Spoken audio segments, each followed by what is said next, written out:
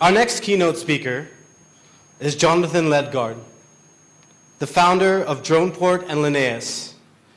He's also a visiting professor at the Czech Technical University in Prague. Jonathan invented the red line, which is for blood delivery, and blue line, heavy commercial delivery, concepts for cargo drones in Africa.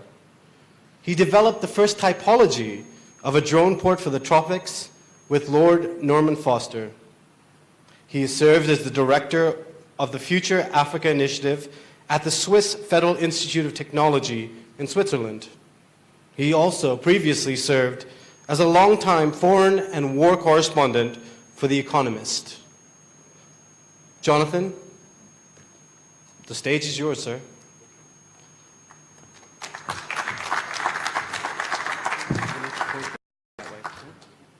Okay, towards you. All right, good.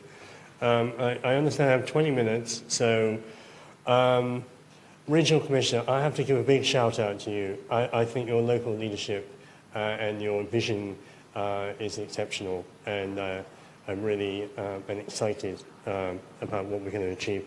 I also have to give a shout out to Switzerland, even though I'm British, because the whole concept of the drone port was paid for by the Swiss taxpayer when I was at the Swiss Federal Institute of Technology. So hopefully we can continue that. I'm going to rush through, given the limited time, a kind of overview of where we are now and where we might be heading. This is my claim that Africa will be the first continent to develop cargo drone delivery at a very large scale. When I say an industrial scale, obviously I'm following on from William's excellent talk and talking about the fourth industrial revolution. So we have to think, what will industry look like, and indeed what would a super advanced cargo drone look like in the 2050s, and possibly it might be like this, which is from the film Wakanda, and then we have to ask ourselves, where is Wakanda? And obviously, where's the pointer? Oops, sorry. My Rwandan friends, particularly President Kagame, would like Wakanda to be over here. But Regional Commissioner, for the purposes of cargo drone revolution, we'd like Wakanda to be down here in Rwanda. I think it's genuinely, and I put my cynical old former Economist reporter hat on here, I think it's incredibly likely that in the late 2030s, this is what Dar es Salaam might look like, that we will have high-density cargo drone routes which are running alongside ground infrastructure.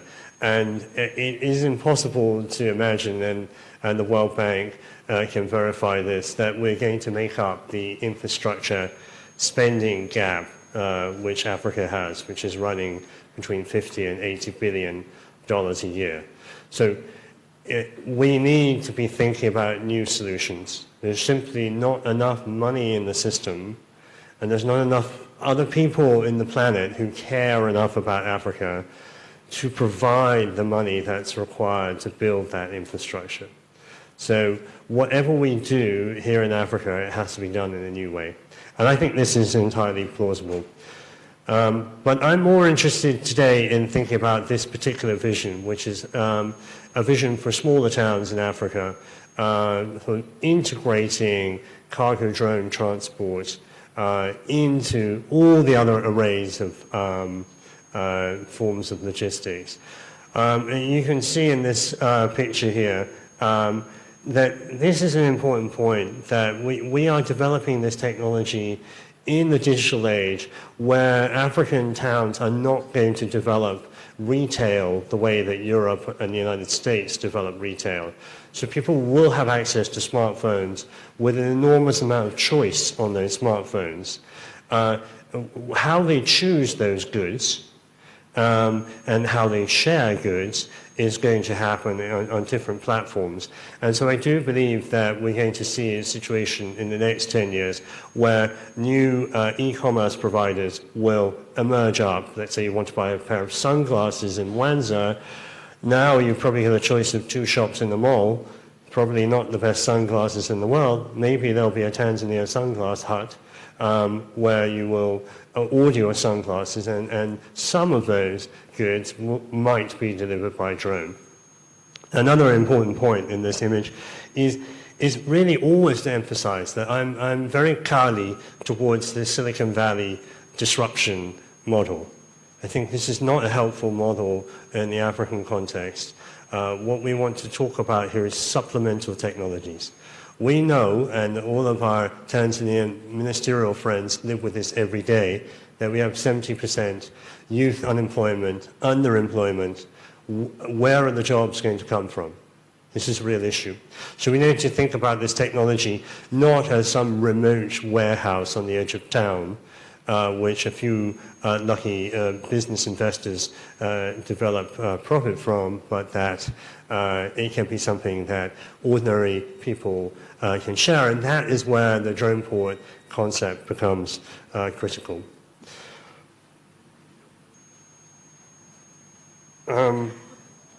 Just going to run very quickly through a few mega trends. As was mentioned, I was Africa correspondent for The Economist for a decade, and was one of those people who wrote this story about Africa rising. Now I would say, if I was going to write the same story again, we might say Africa wavering, or Africa we don't know, because at the moment there's been tremendous progress, and it's possible to create a very positive story of how economies are going. But fundamentally, there are not enough jobs. There's an extraordinary stress on the agriculture and ecological systems in Africa. And I think, unfortunately, social media, technology, and other new trends will be fairly disruptive politically. This, I think, is interesting just to run through. I'm not going to go through all of those elements, but you can see here, this is what's happened to foreign direct investment, energy use, fertilizer use. We're living in an extremely turbocharged anthropocentric moment. This obviously has extraordinary consequences on our natural living systems. We see that CO2 is going up.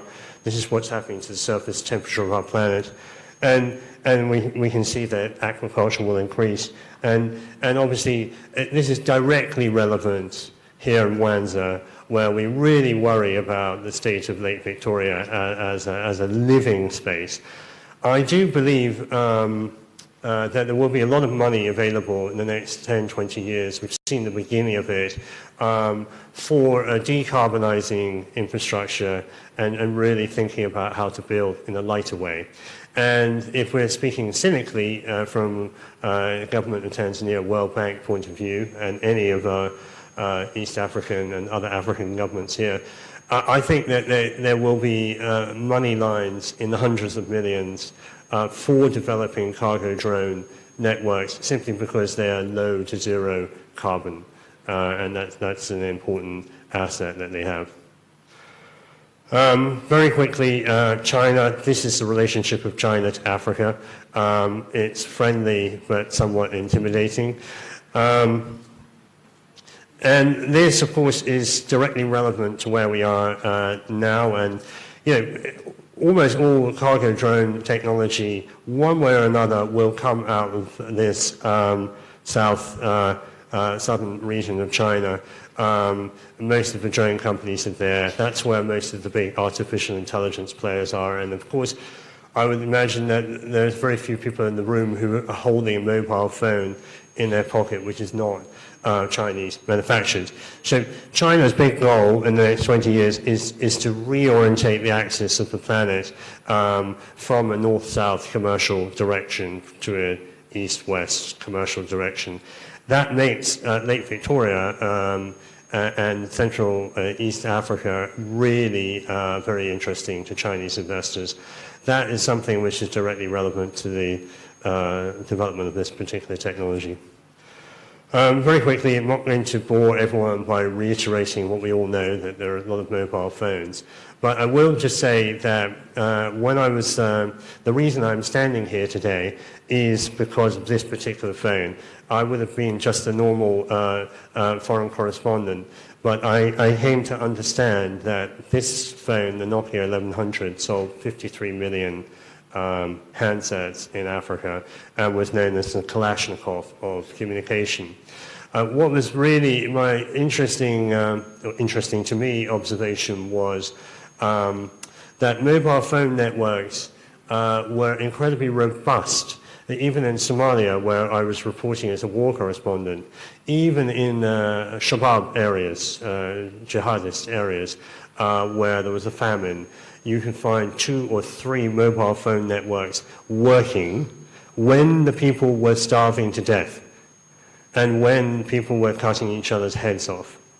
And what was the takeaway for that was that if a network pays incremental value, then the network is fairly robust. And I think, again, that's something to bear in mind with a cargo drone logistics network, is that it may look a fragile network, but obviously security is the most important element. We have to get the safety right. This is the obvious starting point. Assuming we get that right, then you have a network which is these fleets of drones are taking off at 4 o'clock in the morning, and they're going to load up Uka Railway Island before most people have even woken up, and vice versa. So, and there will be that incremental flow of value.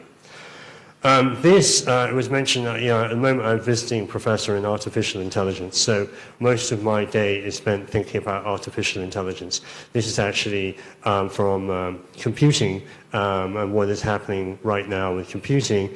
I won't get too technical, but essentially what you had here was supercomputers, platforms, and nodes on the network accessing that huge amount of information, which is now, by the way, relatively small, the supercomputers of yesteryear to today. This is where we are right now, where we have quite large monopolistic Silicon Valley technology companies and nodes based off them. This is where we are heading to through distributed computing or blockchain technologies. What I love about this is that this is replicated in biology, and it's also replicated in the logistics industry. If you were going to get a very wise logistics person on the stage, they would say, yeah, that's where we're going. And this, again, is where cargo drones are really interesting, is if we think about this as Rwanda region, RC, you could imagine that this is where you are now. You've got a few hubs. But where the opportunity in this technology is not that everything has to come back through Rwanda. No, you can actually have communities communicating stuff to each other, small packages that they need and are willing to pay for. That, I think, is transformative. And I think it's also transformative in the African context in general, that most middle-sized towns in Africa are not very well connected to each other. Very quickly on the... JP, how are we doing on time? Oh, cool. Going too fast. Okay, so I mentioned that with Lord Norman Foster. Those of you who are not into architecture may not know Norman. He's a British so-called starchitect who has built the largest airports in the world. So he built Beijing Airport, he built Heathrow Terminal 5. He developed the modern typology for an airport. So whenever you go into an airport which has lots of windows, that's him. And I went to Norman, I knew him, and I said, look, Norman, you've built the largest airports in the world. Maybe you can come to Africa and build the smallest. And he very much liked this idea. So we spent a couple of years thinking through what should be a drone port in the African context, and really thinking through some of the elements, and from the starting point of a new typology, so a petrol station at one point did not exist, then it existed. We still have that typology of a petrol station.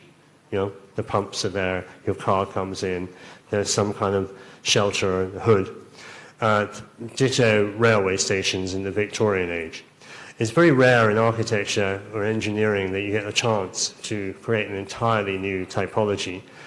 And it's unheard of that Africa can be the place where that typology is dictated to the rest of the planet. And that's what I feel is truly exciting about what we're undertaking here. Just very briefly, if you look at the image, this bit is the community area of a drone port. You really want the community to be active and to be bringing stuff back and forth into a drone port. The middle bit is what William referred to in terms of digital fabrication. So you can imagine in the middle of a drone port you would have a fab lab. And what we'd like to see next year when we build the first drone port in or around Rwanda is that that drone port comes fully equipped with all the things that the drone fleet needs. And at the end is the drone operations. One thing I find kind of interesting about this image is that we were too conservative in our vision, because when we started thinking through what a drone port should be, we were told that we were going to have fixed wing only planes which had to land on a small runway. It was not realistic to imagine a drone capable of carrying significant cargo which could take off vertically and shoot off. But we were wrong, and Wingcopter and other teams have shown us we were wrong. So you can imagine that this drone port will become much more compact in that sense.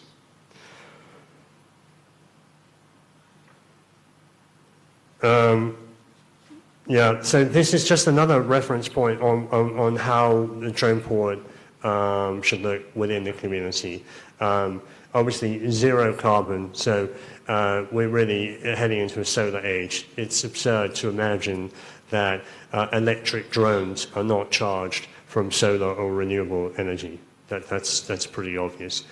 And then, you know, just from a government perspective, my argument for drone ports is that there should be a middle mile solution. I'm not at all a believer in last mile delivery by drones in the African context. I very much want this guy to make a few bob every day on his boda. That's critical, you know. And I also do believe from a security point of view, from a civil aviation point of view, from a national intelligence point of view, it's not cool to imagine a craft which you don't know what they are and where they're going. It may well be in the mid-term of 20 years' time, we might have got over all of our inhibitions and we might be secure enough. But at the beginning, I think we do need these drone ports. And obviously, what you'd like to see is a really professional behavior that you would see in an airport, the way that cargo is handled and stored, and it's safe and professional, and it's providing jobs. I think that's critical. These are just drawings that Norman Foster himself did, and really emphasizing that drone ports can be built of local materials. Again, and this is not to get on China's case, because obviously I'm British and we have our own sins to bear, but I find it ridiculous that we're importing steel and glass in such large quantities from China. And I think that it's possible when we build this typology of drone port to think it through in a way which is much more locally sensitive, cheaper and affordable. And that little drawing down there, some of you who are into architecture, the biggest event in architecture in the world is called the Venice Biennale, which is in Venice in Italy. And we built a little example of a mini African drone port there, which was very successful. Though I said it myself. Yeah, here's Zipline. I developed the concept at EPFL in Switzerland of blood delivery with our guys, and then we took that to Zipline, and introduced Zipline into Rwanda, to the blood banks in Rwanda, and I have to give a big shout out to them. I do think that in the medical emergency space, that last mile delivery is still quite relevant, and it's worth pointing out that 40% of the blood in Rwanda today is flown day to day by drone. So that's already happening. It's positive. This is an image, might be relevant to Mr. Dunford from the World Food Programme. This is some of my students in Switzerland in the architecture school developed this model, which I can share for anyone who's interested, of a very uber low-cost drone port for a refugee camp, a displaced persons camp. In this case, it was Dadaab camp, close to the Somali border in Kenya. So 350,000 people in that camp. And what is interesting there, and what is interesting in general across East Africa, is I talked about the temporal nature of cargo drones, i.e. that they're likely to do most of their flying at night when most people are asleep. That's really cool. The other element of cargo drones is, just as in Northern Europe, we get out our snowplows in the wintertime and we put them away in the summer. In the African context, I'm on top of it, JP. In the African context, we can imagine that in the rainy season, there would be much more dense traffic of cargo drones than in the dry season. Because maybe the motorbike is, or the pickup truck is viable in the dry season, can hammer along at a high speed, but maybe in the rainy season, not so much. So that's just one other point to bear in mind. I just wanted to finish in the last minute by thinking through where we think we might go next in terms of development bank money, industry money, and so on. So what we'd like to see next year, phase one, is let's hook up, I don't know where Juma is. It's somewhere around here, isn't it? Juma Island. It's a little bit further up, yeah. But anyway, we'd like to see a route out here and a route up here next year. We'd like to have a go at building a real drone port with a real fab lab and getting really brainy people from across Tanzania and across East Africa based here as a kind of day-to-day hub. We'd like to get that traffic going. I personally think it's a really good idea to think about government services. It can be paperwork, it can be spare parts. I know from my personal research in the Lake region that cash is something that can be flown tomorrow, because a lot of the mobile money cash out bureaus, they don't have enough cash. And then when people want to go and pay off the fishermen, they have to travel with quite large amounts of cash over the lake to the islands and pay off the fishermen. So I actually think it's quite realistic to imagine putting wads of cash in the sky and flying around, which initially would seem like a terrifying idea, but don't forget we have ATM machines everywhere and they're seldom hacked into. So that would be like phase one. Let's think about that. Then, we go over towards Gaita and then towards Rwanda and think about extending that network outwards along the lake. At the same time, I know from talking to President Kagame in Rwanda that Rwanda is very keen on building its drone port system around the corners of the country. And we can imagine here there will be a route across the border to Bukoba, and then we'll see a route down there. And phase three, I would think, which might be around 2023, 2025. We don't know what's going to happen with the Isaka-Kigali railway, but at the moment, we seem to be optimistic that that railway, which is, does anyone remember how many billions it is? $3 billion, $4 billion project? Edward? No. So anyway, it's a large project, and I can really imagine that the drone ports can be seeded along railway infrastructure at a very low cost. So if the railway costs, let's say, 3 billion, it's definitely 50 to 80 million to equip it with 21st century drone ports, which can fly off back and forward. And then the final point, just to really emphasize this point, is what we're talking about is adding 3, 5, 8% to the economy. I don't mean in GDP terms, I mean just in logistical speed. So you're not going to put your mangoes in the sky.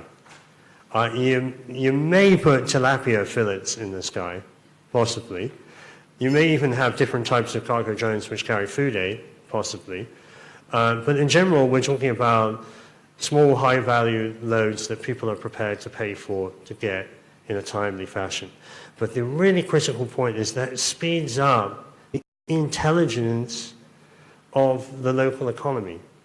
People get to choose what they want, when they want it, how they want it, and all kinds of new business models are possible because of that. Anyway, thank you.